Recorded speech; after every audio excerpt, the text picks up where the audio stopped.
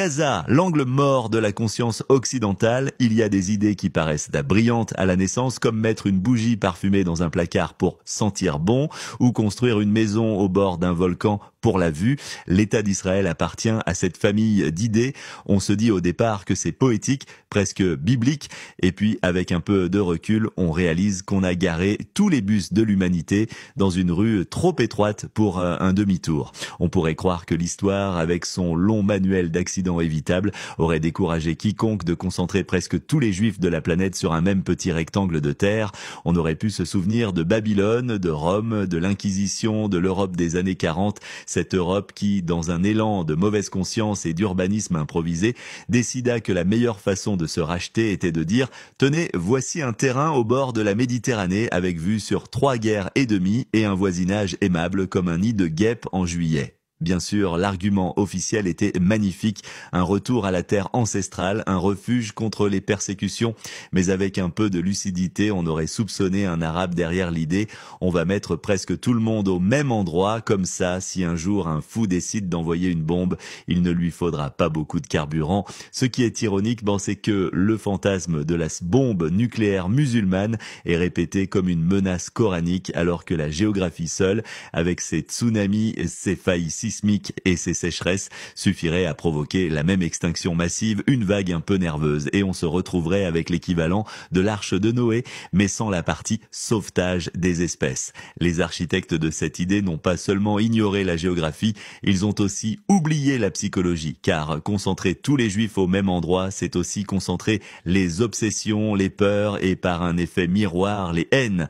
Les dirigeants israéliens ne s'en cachent pas, leur politique repose sur un récit perpétuel de siège, et pour qu'un siège soit crédible, il faut un assiégeant. On a donc fabriqué en face une masse compacte de désespoir avec un mur pour encadrer le tout, comme si la misère avait besoin d'un cadre pour mieux se contempler. C'est ici qu'entre en scène le fameux 7 octobre, ce moment que l'on brandit désormais comme on brandit un totem, preuve ultime que l'ennemi est barbare et qu'il faut le frapper sans limite et que chaque bombe larguée est une bombe de civilisation. Le récit est calibré comme un film d'action, surprise initiale, horreur, victimes innocentes et dans l'ombre une voix off qui répète « Et c'est pour ça que nous devons raser des quartiers entiers, même s'ils abritent des enfants, même si à la fin il n'y a plus que du sable et des fantômes. Ce qui frappe, ce n'est pas la tragédie du 7 octobre en soi, toute tragédie mérite d'être pleurée, mais l'usage industriel qu'on en fait, comme si chaque larme pouvait se recycler en missile.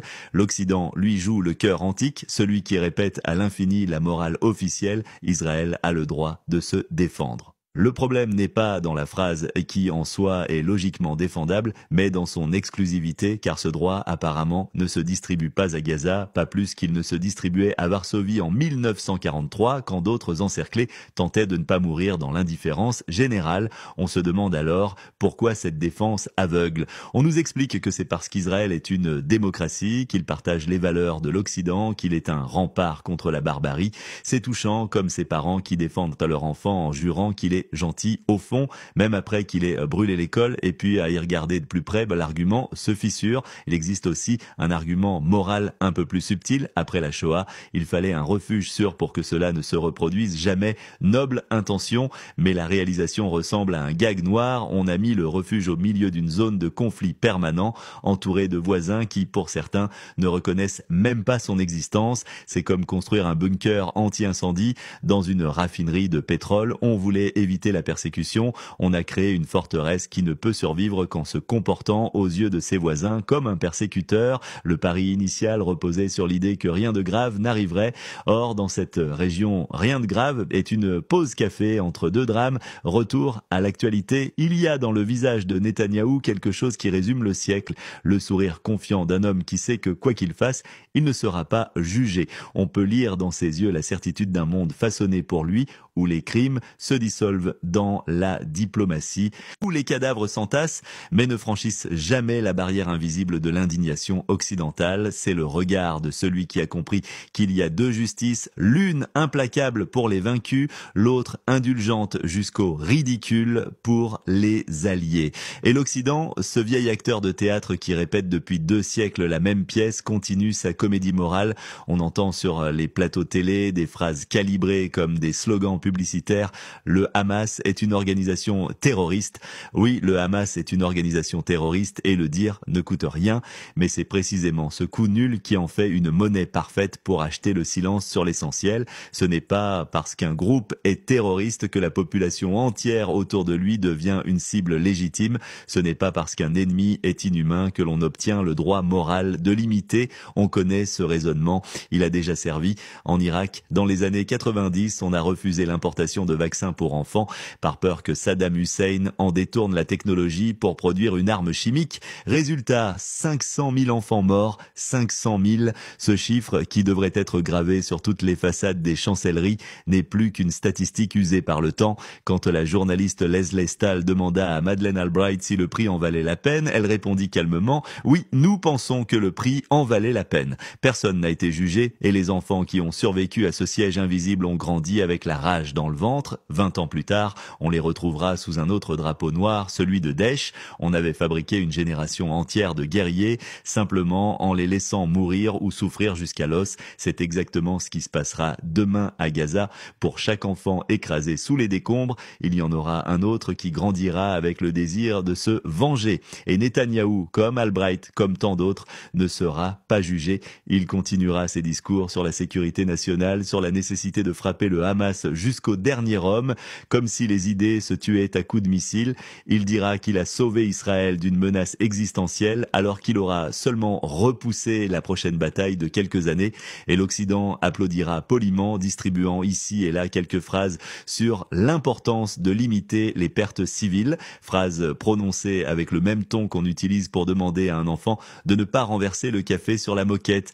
Israël n'est pas seulement en guerre contre les Palestiniens, il est en guerre contre l'idée même d'une unité arabe. Depuis sa naissance, sa fonction stratégique est claire, empêcher qu'un jour les capitales arabes ne se parlent comme autrefois les cités d'un même empire. On agite toujours le spectre des Abbassides, cet âge d'or pour les musulmans où, de l'Atlantique au Golfe, le monde arabe contrôlait les routes, les savoirs et la moitié du commerce mondial.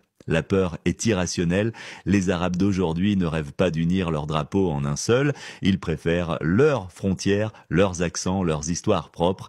Ce qui est le plus probable, ce n'est pas une grande union arabe renaissante, mais la fragmentation encore plus profonde des États existants. La Libye s'est effritée en 3 morceaux. La Syrie est une carte déchirée. L'Irak est devenu un assemblage fragile de communautés méfiantes. L'avenir du monde arabe ressemble moins à un empire qu'à une mosaïque fissurée où chaque pièce redoute la suivante. Mais qu'importe la réalité, Israël continuera d'agiter secrètement ce danger inexistant pour justifier ses interventions. Même avec un État palestinien, Israël trouvera un autre front. Le Liban, la Syrie, peut-être même l'Iran, toujours au nom de la prévention, toujours au nom de la sécurité. Ce n'est pas un hasard si chaque décennie voit une nouvelle guerre éclater à ses frontières.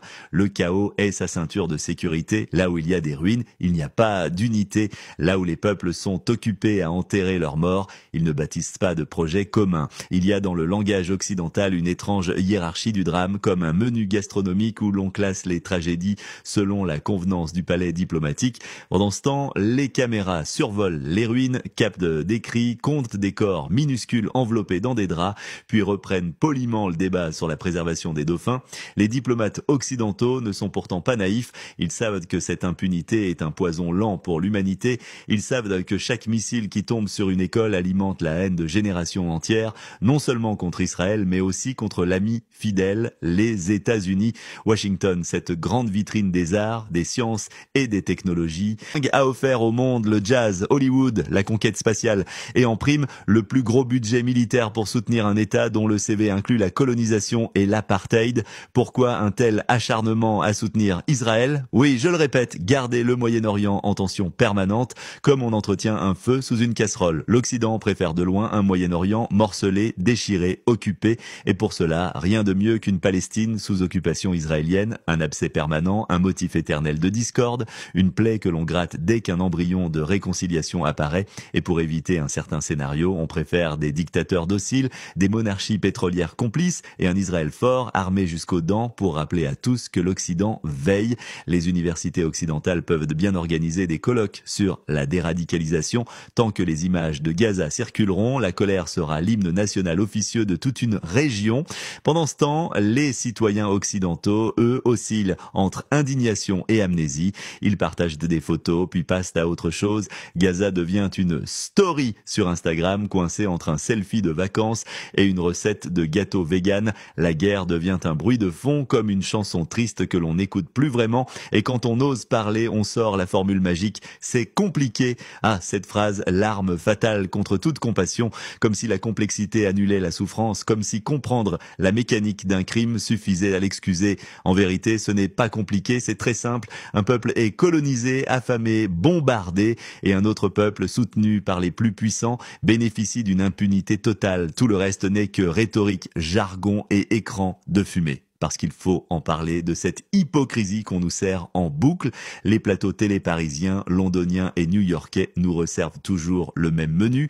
Israël, bastion des valeurs occidentales, face à un islamisme rampant qui se nourrirait des larmes de la démocratie. Sauf que, stop, qu'on arrête de nous vendre la fiction. Ce n'est pas parce qu'on sert des cappuccinos à Tel Aviv que tout y est occidental. Les ultra-orthodoxes juifs traitent les femmes avec moins de liberté qu'un daéchien de base n'accordait à sa troisième épouse. Pas d'école mixte, pas de voix féminine dans l'espace public, pas de photos de femmes dans les rues, pas de droit de chanter, pas le droit de se vêtir comme elles veulent, les bus séparés, les trottoirs séparés et des rabbins qui considèrent encore l'électricité comme une menace spirituelle. On n'est pas exactement dans la Silicon Valley. De l'autre côté, à Gaza, si un enfant va à l'école en paix, en tenue propre, avec une PlayStation 5 à la maison et une connexion fibre, il ne songera jamais à jeter une pierre sur un char. Il sera trop occupé à essayer de battre son record sur FIFA. On ne naît pas kamikaze, on le devient par ennui, frustration et coupure d'électricité. Mais en réalité, il est devenu plus plausible à ce rythme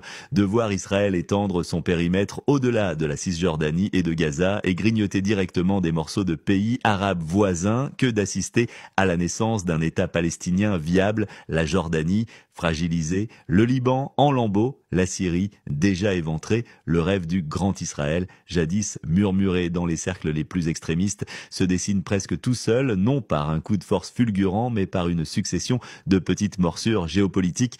Et pendant que les dirigeants arabes s'endorment sur des communiqués creux et des sommets stériles, Israël, lui, avance, mètre par mètre, accord par accord, normalisation par normalisation.